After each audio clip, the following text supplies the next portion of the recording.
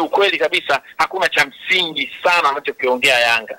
Hata hiyo wanaosema kwamba hawana imani na TFF na bodi ya ligi na waonea, misimu mitatu mfululizo Yanga wamekuwa mabingwa, walikuwa wanaonewa wana. Hata ukiangalia safari hii Yanga katika hili swala, chanzo kabisa cha hii vurugu yote tumeingia ni wao Yanga kuwazuia Simba wasifanye mazoezi wakijua kabisa wanavunja kanuni lakini baada ya hilo swala kuahirishwa, sasa imerudi mechi ichezwe, wao ndio wamekuja na kitu kingine kipya. Lakini mimi kwangu naona kama ni uoga na sinema zinatengenezwa. Wao wanasema hawawezi kushtaki kwa sababu hawana imani na TFF au na bodi ya ligi. Lakini ukiangalia mimi kwangu naona ni vitu vya ovyo sana. Karibu sana. Hii ni Like Media. Kama ambavyo nafahamu, wakati wote tunapata nafasi ya kuzungumza na watu mbalimbali, hasa kupata mitazamo tofauti kuhusiana na kinachoendelea kwa sasa. Hasa ukiangalia kwamba Yanga alikuwa ametoka kasi kushtaki na kasi wakarudisha taratibu zirudi kwenye ligi ya Tanzania. Manake walikuwa wanashtaki Simba, TFF na bodi ya ligi, lakini mwisho siku imerudi hapa. Taarifa ambazo pengine kama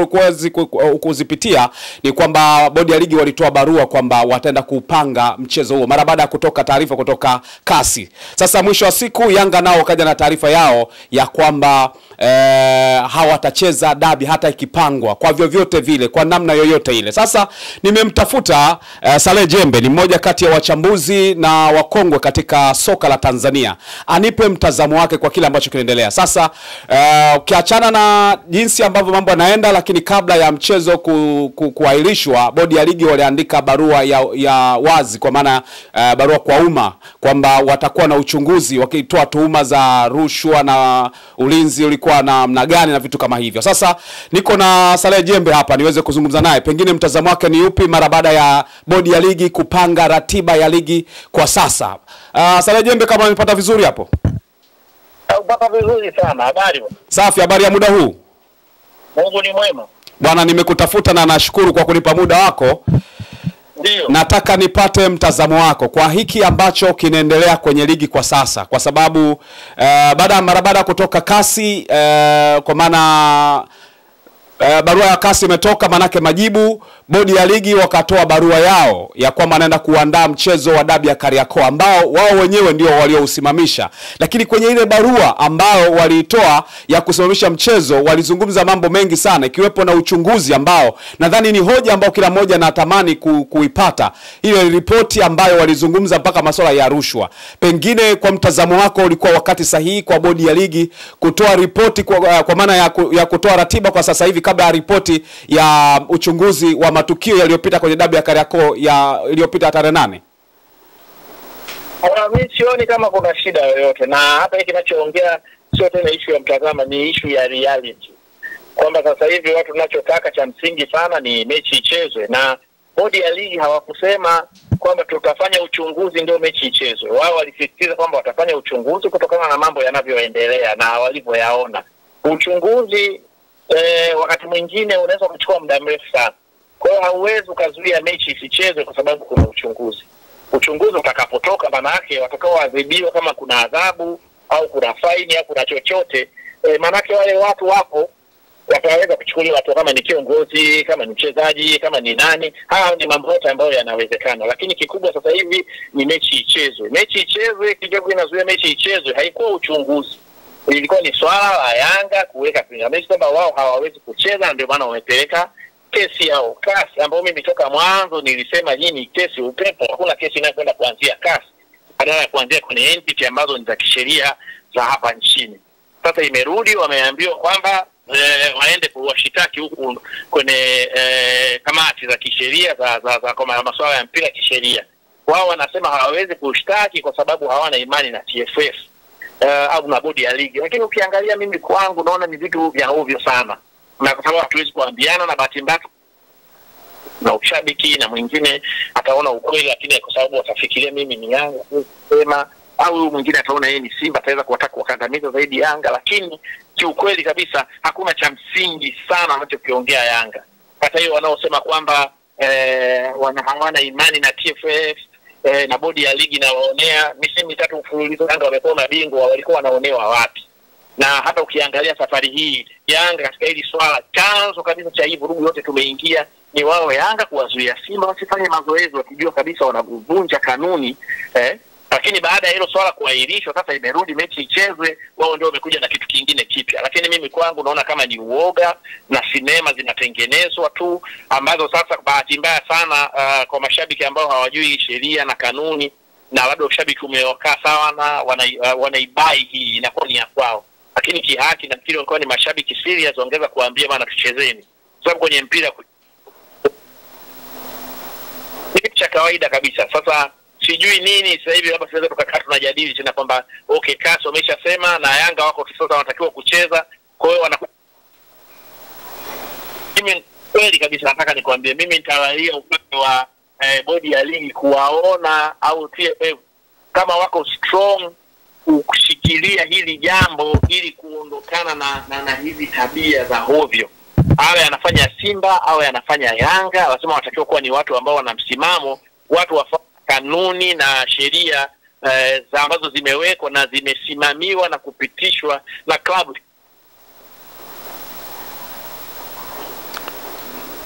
Ndio. Mimi nimemaliza. Na umezungumza kuhusiana na kanuni na taratibu, na tunajua bodi ya ligi walikuwa na mandate kabisa ya kuweza kuahirisha ule mchezo, na hoja ambazo zilisababisha kwa kila mmoja, hata watu ambao tulikuwa naona walikuwa na haki bodi ya ligi, ni kanuni ya 34.13 ambayo ilikuwa hapa mandate. Lakini katika maelezo yao yote yalikuwa mebezi kuhusiana na hoja ambazo zitoka upande wa Simba. Maana yake katika upangaji wa ratiba na nitegemea pia kuona Simba wakihitaji zile hoja zao ambazo ndizo ambazo ziwapelekea wao wakapeleka hoja ya kusimamisha mchezo kwamba hawatacheza, hawataingiza timu uwanjani Simba. Hoja hizo Simba mpaka dakika hii zinatakiwa zifichwe au ziachiwe wazi, kila mmoja anafahamu ni nini ambacho Simba kifanya wasipeleke timu. Hawakupeleka timu, hoja walizungumza nyingi, nafikiri na za msingi tu.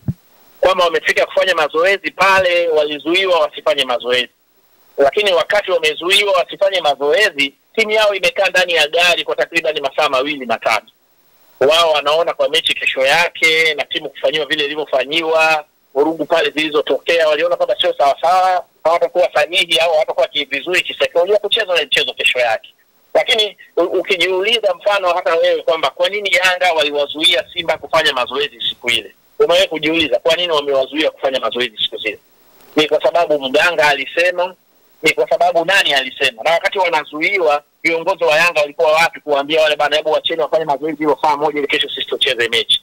Kama kweli Yanga walikuwa tayari kucheza hiyo mechi. Ndio maana mimi nakwambia hata mimi na wewe hapa, kama tuna haki kabisa tunazungumza na tunajifikiria vizuri, tunapoteza muda wetu kwenye mambo ya kitoto sana. Kwa sababu mpira unapaswa uchezwe, hilo ndio jambo la msingi sana. Yaani baki yote mengine ni hadithi na siasa za hovyo kwenye mpira. Kwa hiyo unaweza ukasema kwamba Sare Jembe kwamba hoja za Simba za kusema hatuchezi kwa sababu ya kuzuiliwa zilikuwa zinajitosheleza kabisa kuahirisha mchezo, au ni hoja zile ambazo bodi ya ligi ilisema kwamba kulikuwepo na rushwa, kunakuwa na uvunjifu wa amani na vitu kama hivyo, na ndivyo ambavyo vilipelekea mpaka bodi ya ligi ikisema inataka kufanya uchunguzi, watapanga mchezo siku nyingine. Hii haya maana yake atajibiwa baada ya bodi ya ligi kufanya huo uchunguzi. Mfano hata ukiniambia hiyo unaisema ya Arusha sijui ilitokea kwenye nini, lakini maana yake kama bodi ya ligi wao walikuwa na watu wao pale, na naamini watakuwa na sababu nyingi wamezifanyia uchunguzi ilikuwa na kwa nini ile jambo lilitokea. Tofauti na mimi na wewe tunalisikia, inawezekana kwa 1% tuna vitu vingine mule ndani yake hatuvijui vilikuwa ni vipi. Lakini mimi kwa maana ya soka kitaalamu, kama ambavyo wamesema Simba kwamba wachezaji wao kisaikolojia na wanaamini hawakuwa tayari tena kucheza mchezo wa kesho yake ule. Moja, hayo mazoezi hawajafanya. Pili, wamewekwa kwenye gari muda mrefu. Tatu, kwamba wao wanaamini kabisa kwamba ile imewafanya wao watoke kwenye mchezo. Ukiangalia ina hoja ya msingi. Sasa hayo mambo mengine ya bodi ya ligi na wao inaweza kama sehemu ya nyongeza, kwa sababu issue ya msingi pale ni timu ambayo ilikuwa inakwenda kucheza. Lakini nimekuuliza swali hata na wewe hujanijibu. Unafikiri kwa nini Yanga waliwazuia Simba wasifanye mazoezi siku ile? Kwa nini wewe unafikiri? Kwenye swala hilo mimi naungana na wewe kwamba ni mambo ya hovyo kabisa ambayo hayastahili kuwepo katika mpira. Lakini kitu hoja ambayo mimi nasimamia ni kuhusiana na swala la bodi ya ligi kuzungumzia uchunguzi. Maana yake unapozungumzia uchunguzi inamaanisha unatakiwa kurudisha ripoti. Na pengine utuambie kwamba kwa mtazamo wako ni kwamba bodi ya ligi walitudanganya. Kwamba uchunguzi haina maana kwamba kwa sababu uchunguzi haujakamilika mechi isichezwe.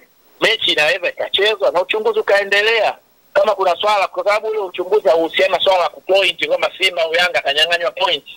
Kwa kama timu haitoi rushwa, watu ndani ya timu wanaweza kutoa rushwa kama wametoka Yanga au Simba. Kwa hiyo manake wale waliofanya kama kuchunguzi kaonyesha wana makosa, watachukuliwa hatua individual. Kama ni klabu inaweza kuchukuliwa hatua ikiwa tayari imeshacheza. Kwa issue ya mchezo haihusiani na hii, kwa maana ikisimamishe mchezo ili watu wachukuliwe hatua. Mechi itacheza, ikipatikana kuna watu wana hatia, watachukuliwa hatua. Kwa hiyo Saleh Jembe unatuaminisha kwamba tuseme bodi ya ligi walikuwa hana sababu ya kusimamisha ule mchezo, manake hata ule mchezo ungechezwa, uchunguzi ungefanyika mara baada ya mchezo ule kuchezwa. Manake zile tuhuma za Simba na hoja za kwa maana bodi ya ligi zilikuwa haziathiri mchezo husika. Nafikiri masikio yako yatakuwa yana matatizo. Ndio.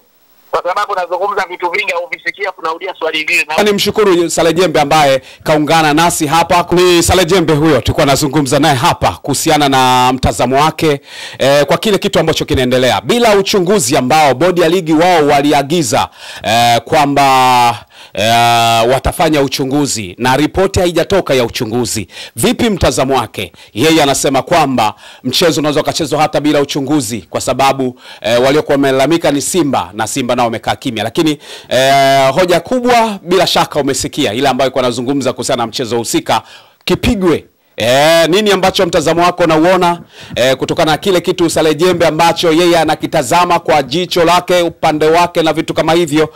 Lakini mimi ukiniuliza nakwambia bila uchunguzi ni bora dabi isichezwe, kwa sababu madhara ya mchezo unaofuata hatujui, kwa sababu kama mchezo wa dabi uliopita ulikuwa na rushwa, uhakika wa kutokuwa na rushwa katika mchezo unaofuata unajiaminisha vipi kama kutakuwa na usalama pia? Kuna haja gani ya kuitisha mchezo wa dabi ya Kariakoo wakati uliahidi kwamba utaenda kufanya uchunguzi? Je, umehusisha vyombo vingine na hakuna taarifa yoyote ya uchunguzi huo? Basi ni hayo ambayo tulikuwa nazungumza hapa. Mimi naitwa Lugano Izel na nilimtafuta Saleh Jembe ambaye tumezungumza naye hapa. Pia nimshukuru Saleh Jembe ambaye kaungana nasi hapa kutupa madini na angalau mtazamo wake kuhusiana na kile kitu ambacho kinaendelea sasa hivi kwa pande wa Yanga kwamba hawachezi dabi, lakini huku bodi ya ligi wakiwa wameshatangaza tarehe ya siku yenyewe ya kucheza dabi ya Kariakoo.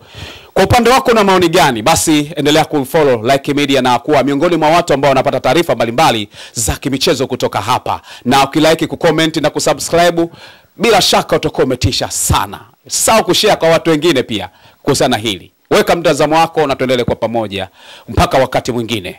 Kubunkuba.